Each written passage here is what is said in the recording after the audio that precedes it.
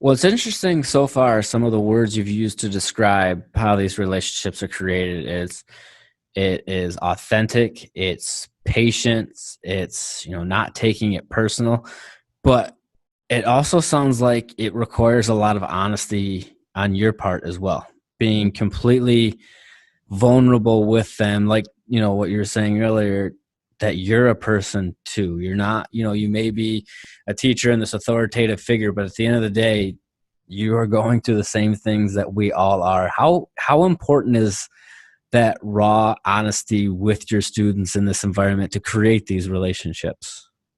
100% important. And I try to be as transparent as possible when I'm addressing my scholars or talking to them. Whether it's about something on a personal level or just things going on in the community or in the world. It's all about being honest. And I think sometimes you can play it a little too safe. And again, playing it safe, you kind of work against yourself in regards to building those relationships. I honestly think sometimes playing it safe can be the most unsafe thing to do. But I think when you say play it safe, what do you mean? I think about some of the relationships that I've built with my students.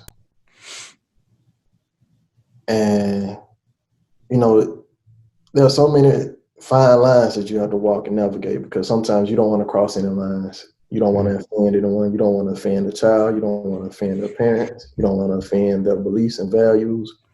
But sometimes and meeting students where they are, sometimes you have to take off the teacher hat. Hey, I'm your big brother now. I'm like your uncle. Let's talk. All right. And sometimes some people don't feel comfortable with taking off the teacher hat and they're playing it safe. I don't want to cross any lines or make people feel like I'm crossing boundaries because you're just my teacher. You're not my father. You're not my dad. You're not my uncle. You're not my big brother.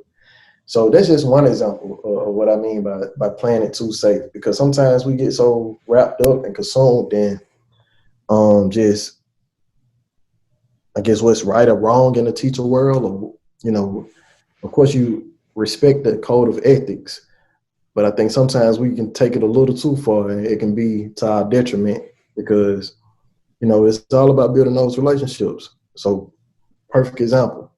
Going to the park to play basketball with my students. Some people, some educators, some will say, that's inappropriate. You shouldn't be hanging with your students outside of class. But they're saying going to the park, Mr. Bridges showed up on the weekend to play basketball with us at the park. Oh man, you like the coolest teacher ever.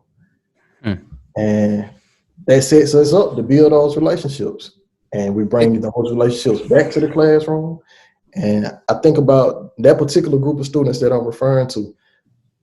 One time I was teaching and my principal walked in and she just observed and she exited. And I received a text message from her saying that I saw those scholars and they're working so hard. And in all their years of being here, I've never witnessed them putting in the amount of work that they put inside of class. And, as I reflected on, her message to me, because again, I don't know what they did in their prior classes or previous classes. I realized that, the reason why they were so willing to show up and put in the work had everything to do, or had a lot to do. I won't say it had everything to do, but it had a lot to do with me building those relationships with them outside of the classroom.